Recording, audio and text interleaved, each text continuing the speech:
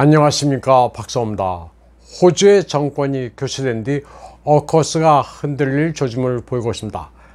특히 호주가 프랑스의 디젤 잠수함 대신 미제 핵 잠수함을 도입하려 한 결정을 다시 뒤집는 것 아니냐는 추측이 일고 있습니다. 호주 국방장관의 발언이 이런 추측을 불러일으키고 있습니다. 호주의 새 정권은 프랑스 중공과 틀어진 관계를 개선하려 하고 있습니다. 리처드 마일스 호주 국방장관은 하이테크 무기가 핵 잠수함보다 낫다는 말을 했습니다. 마일스는 이 같은 발언을 미국에서 했습니다. 때문에 호주의 새 정권이 어커스의 핵 잠수함권에 대한 입장이 달라지고 있는 것으로 읽혀지고 있습니다. 미제 핵 잠수함 도입 방침 발표는 어커스 출범 직후 있었던 것으로 프랑스의 분노를 불러일으켰습니다. 이에 앞서 호주의 전임 국방장관 피터 다튼은 마일스가 핵 잠수함권을 폐기할 궁리를 하고 있다고 비난했습니다. 피터 다튼은 리처드 마일스가 핵 잠수함 도입 철회를 꿈꾸고 있다면 그것은 국방장관으로서 국가에 대한 대단한 불충이라고 말했습니다. 미국과 영국은 어커스의 틀 안에서 호주의 핵 잠수함 배치에 필요한 기술을 제공하기로 약속한 바 있습니다. 모리슨 전 정부는 이를 위해 프랑스 방산 기업과 맺은 900억 달러 규모의 계약을 파기했었습니다.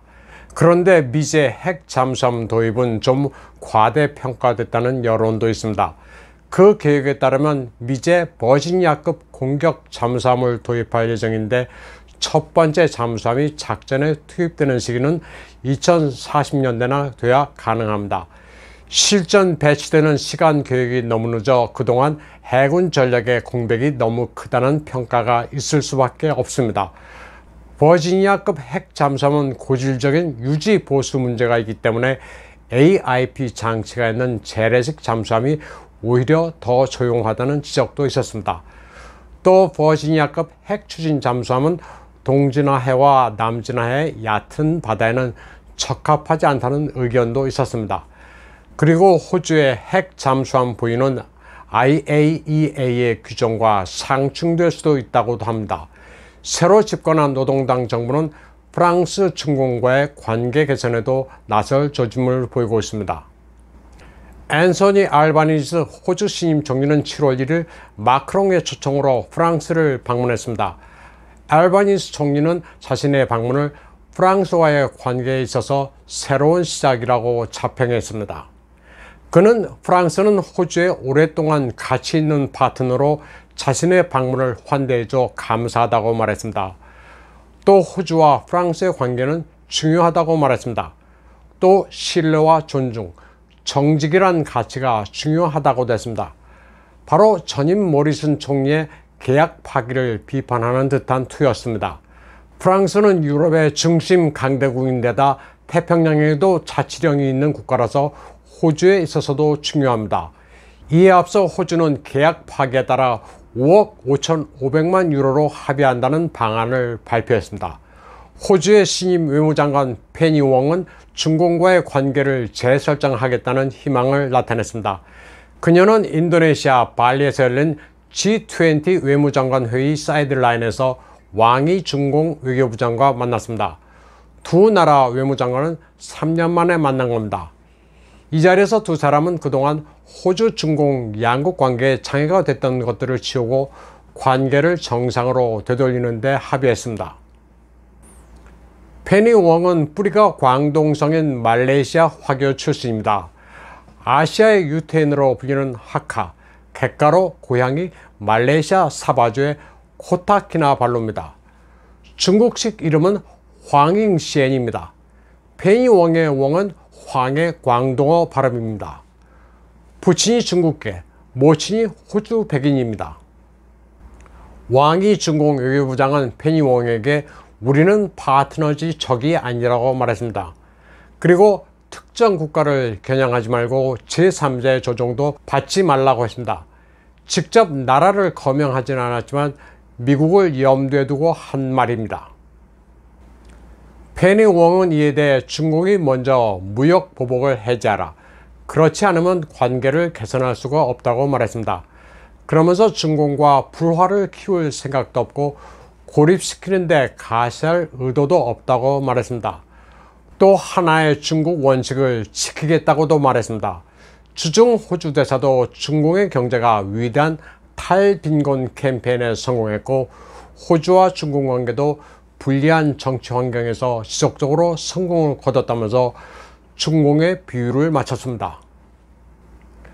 알바니즈 호주 총리는 두 나라 외무장관의 만남은 건설적이었지만 호주는 어떤 문제에 있어서도 입장을 바꾸지 않았다고 말했습니다. 중공의 요구에 답하지는 않을 것이라면서도 우리는 국가의 이익에 따를 뿐이라고 말했습니다. 말은 완곡하게 했지만 중공과 굳이 척을 지지는 않겠다는 것으로 해석됩니다. 전임 모리슨 총리의 대중 강경 입장에서는 상당히 뒤로 물러났습니다. 호주와 중공은 2014년에 전면적인 전략 파트너십을 맺었지만 2017년부터 관계가 급속히 악화됐습니다. 호주에 대한 중공의 투자액은 2007년부터 2021년까지 1,580억 호주 달러에 달했습니다.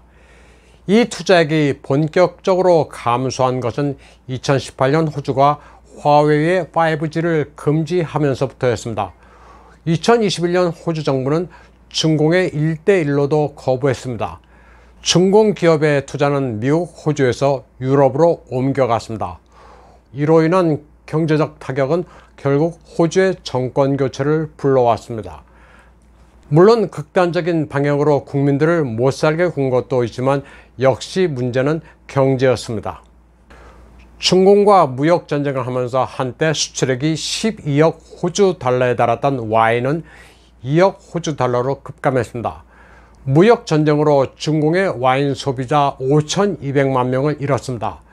중공에서 호주산 와인이 안 팔리면 대체 시장이 있어야 하는데 미국이나 유럽이나 경제가 급 하락하면서 충격을 받쳐주지 못했습니다. 호주에서는 중공산 BYD의 전기차가 선풍적인 인기를 끌면서 물밀듯이 상륙하고 있습니다. 수입 관세를 확 낮춰주면서 호주가 먼저 중공의 화해 제스처를 취하고 있습니다. 호주산 와인이나 소고기도 이제 중공도 사달라는 신호입니다. 7월 10일에는 철광산과 석유를 취급하는 호주 멜번에 본부를 둔 다국적 기업 BHP가 중공 산동성 르자황에서 사업 협약식을 가졌습니다.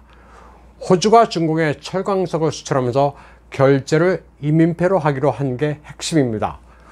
호주까지도 미 달러화를 버리기 시작했다는 점에서 시사점이 예사롭지 않습니다. 호주가 미국의 핵심 동맹으로 계속 남을 지조차 회의적입니다. 전임 스콧 모리슨 총리 시절 양국 관계는 상당히 긴장됐었습니다. 모리슨은 중공에 대해 코비드-19의 기원을 조사해야 한다고 압박했고 신장 위구르 인권 탄압과 인도 태평양에서의 군사 도발을 강하게 규탄했습니다. 그러나 호주의 정권 교체 그리고 우크라이나 사태를 둘러싼 이해관계의 차이로 쿼드도 상당히 약화되게 생겼습니다. 쿼드는 군사 동맹이 아니라 안보 협의체입니다. 다만 지역 내에서 특정 국가가 일방적으로 현상을 변경하려는 시도에 반대하며 개방되고 자유로운 인도 태평양을 추구한다는 선언으로 인해 중공을 겨냥한 것으로 해석을 하고 있습니다.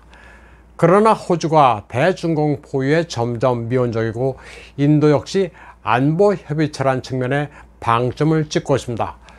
중공과 국경 분쟁을 겪고 있지만 러시아와는 에너지 식량 부문에서 협력하면서 미국과 유럽 노선에 동참하지는 않고 있습니다. 같은 쿼드 회원국이라도 미국에 밀착한 일본과 인도는 확연히 다릅니다. 이제 쿼드도 어커스도 우크라이나 사태로 진영이 재편되면서 대중공 포위라는 구호가 약화되고 있는 게 현실입니다. 저신다 아던 뉴질랜드 총리도 러시아의 우크라이나 침공에도 불구하고 유엔이 도덕적 파산에 빠져 제 할 일을 못하고 있다고 강력하게 비난했지만 중공에 대해서는 태도가 확 달라졌습니다.